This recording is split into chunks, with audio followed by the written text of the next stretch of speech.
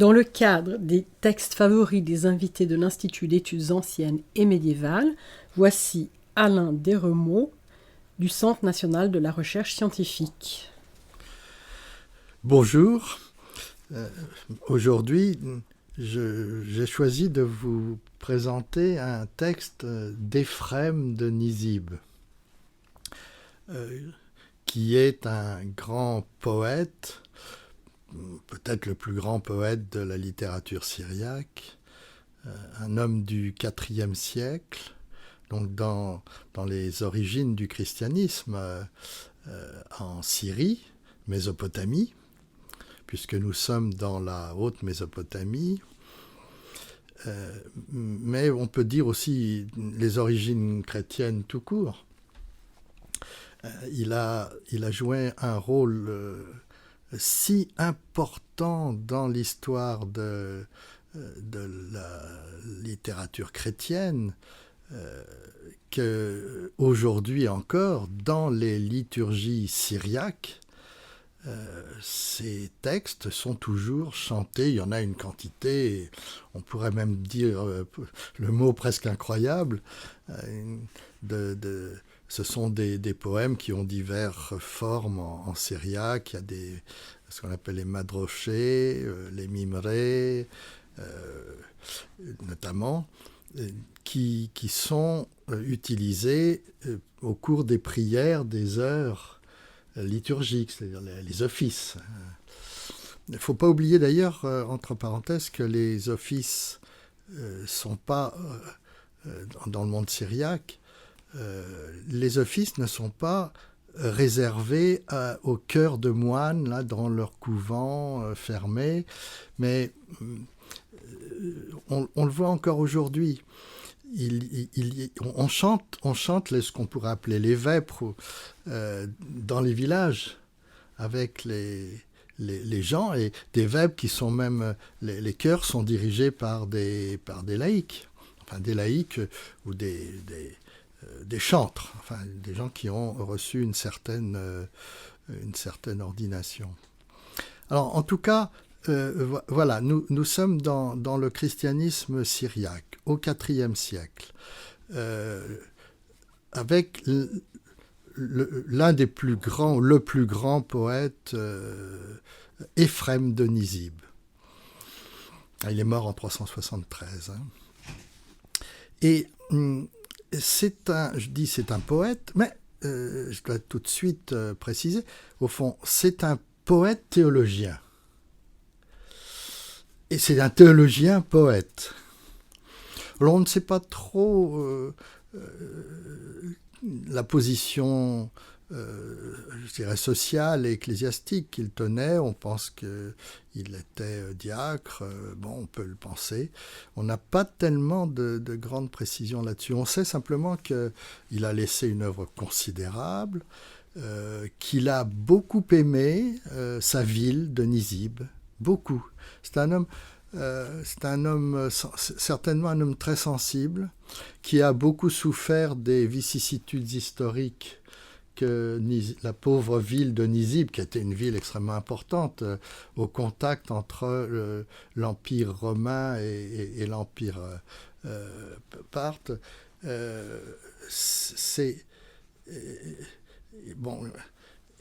il a ressenti dans sa chair les vicissitudes des guerres et des affrontements.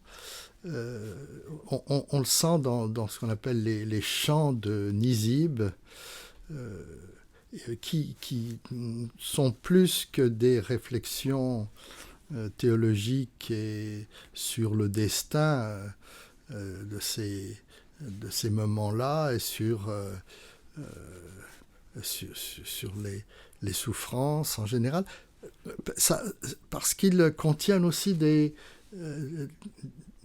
détails finalement très précis. On peut y trouver des informations historiques dedans. Bon, enfin, là, aujourd'hui, je vous suggère de prendre simplement une belle traduction des hymnes sur la nativité. qui sont parus dans les sources chrétiennes. Alors, bon, faut le dire, j'ai un petit faible pour cette traduction parce que c'est un ami, François Cassingena Trefdy, qui a fait la traduction. Et François Cassingena est un moine de l'abbaye de Ligugé. C'est un poète, c'est un grand poète actuel, c'est un théologien et c'est un spécialiste d'Éphrem. Sans doute, c'est lui qui devrait vous parler à ma place. Bon, il faudra l'inviter un jour. Alors, je l'ai choisi parce que, justement, pour présenter cette belle traduction de François Cassingena, et au fond parce que Noël approche dans les frimas, et vous en êtes les premiers témoins quand on rentre, quand on arrive à Québec dans la neige, on comprend que Noël va se préparer.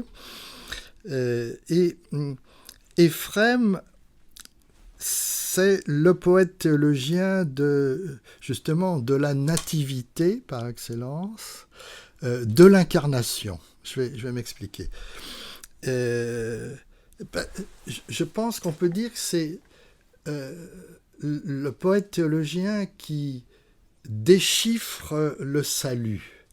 Il y a une attitude de contemplation de la révélation, mais cette révélation, il faut bien le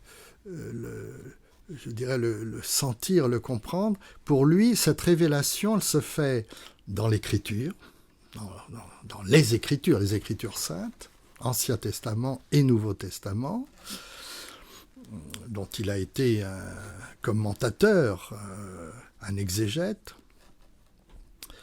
mais se fait en même temps, je dirais en même temps finalement, presque parallèlement, presque par superposition dans la nature. C'est un contemplateur, déchiffreur de la révélation qui a lieu dans les Écritures et dans la nature à la fois. Donc, c'est un appel à la contemplation et à la compréhension de la révélation qui est pour lui salut de l'humanité par l'incarnation du Christ qui va jusqu'à la passion, la mort, la résurrection et le salut de toute l'humanité. Je dirais bien de toute l'humanité. Bon, laissons la parole d'abord à Éphrem. Je crois que c'est le plus important. Je vais vous lire un passage que j'ai choisi justement, vous allez comprendre, de l'hymne 4e sur la nativité.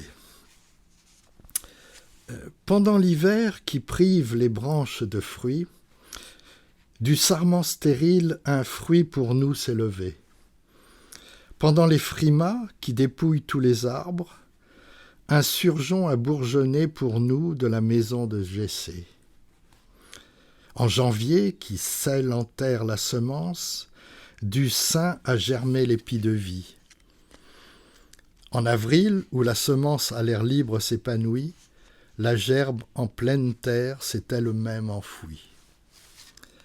La mort dans le shéol l'a moissonnée, engloutie, mais le remède de vie qui s'y cachait en a jailli. Car c'est en avril, lorsque les agneaux bêlent par la campagne, qu'est entré dans le sein l'agneau pascal. Dans le fleuve, d'où les pêcheurs étaient remontés, le pêcheur universel a plongé, puis en est remonté. Du fleuve où Simon pêchait ses poissons, le pêcheur d'hommes est remonté, pêchant Simon. Avec la croix qui capture tous les brigands, il a capturé le larron pour en faire un vivant. Le vivant, par sa mort, a spolié le shéol. Il l'a ouvert à des foules indemnes, donnant de là l'envol.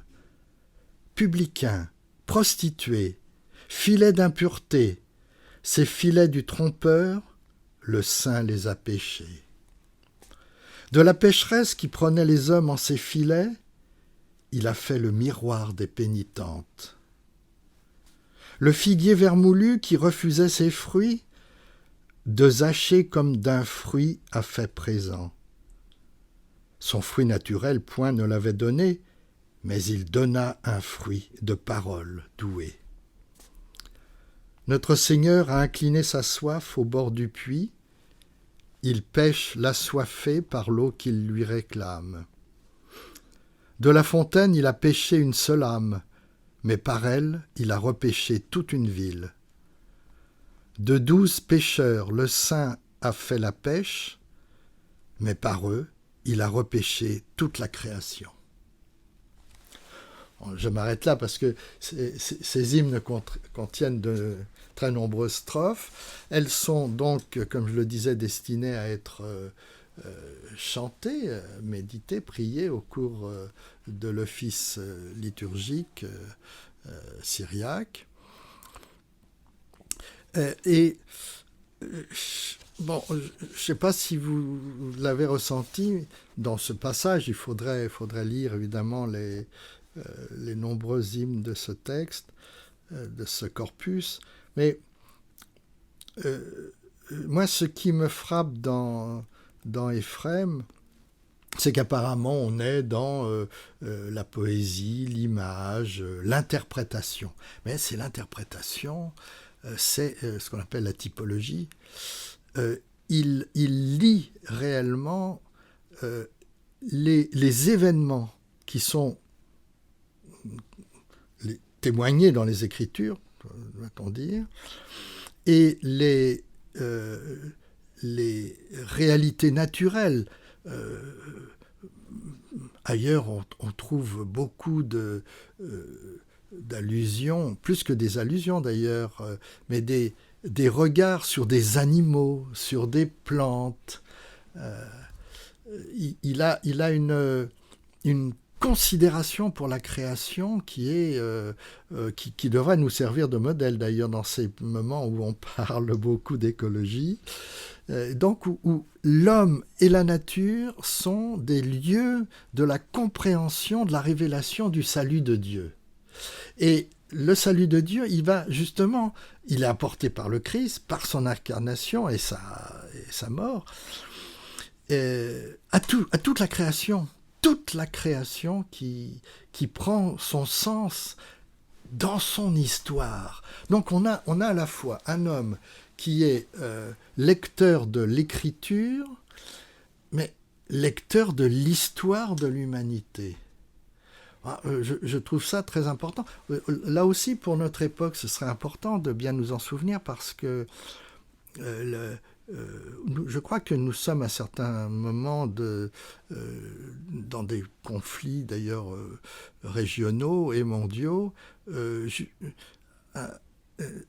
dans des moments difficiles où justement on ne considère, dans ces conflits, on ne considère plus l'humanité, ni la nature, ni l'histoire de l'humanité, ni le patrimoine de l'humanité. Je dirais, Éphrem est certainement il s'exprimerait pas, il ne pouvait pas s'exprimer comme ça, parce que c'est un vocabulaire moderne, mais je pense qu'Éphrem serait un théologien de l'histoire et du patrimoine, de la nature, de l'homme, de la création. Alors, il a notamment participé à un combat contre des hérésies, ce qui était pour lui hérésie et qui de fait pose de sérieux problèmes à la pensée humaine. Bon, je cite Marcion, les marcionites, les bardesanites, et puis bien sûr le Mani et les manichéens.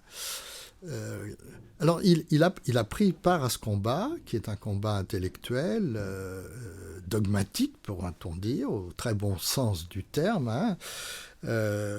Mais je sens en tout cas ce combat comme un respect profond de la révélation et de l'histoire de l'humanité.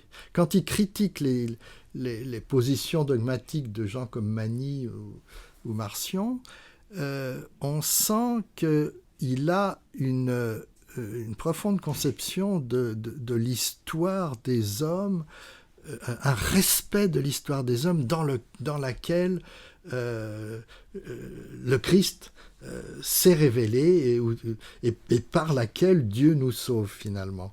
Alors, Éphrem, c'est, vous l'avez entendu, la louange au Dieu sauveur par toutes ses créatures. Et alors, ça va très loin dans le respect qu'il a, la considération qu'il a pour tous. Ce poète théologien du IVe siècle, n'oublions pas, vous voyez la distance qui nous sépare du point de vue temporel de lui. Et puis évidemment une certaine distance culturelle. Au IVe siècle, en Haute-Mésopotamie, les contextes sociopolitiques n'étaient pas évidemment ce que nous connaissons nous dans nos civilisations. Eh bien, ce poète théologien du IVe siècle a donné une place importante aux femmes dans la liturgie, et il les a fait chanter dans le chœur liturgique. Donc, c'est certainement le premier d'ailleurs qui a fait ça, et son exemple n'a pas toujours été bien suivi dans les églises, qu'elles soient orientales, syriaques ou occidentales, latines et autres. Moi je trouve que c'est extrêmement important d'entendre cela, et quand on lit les textes d'Éphrem,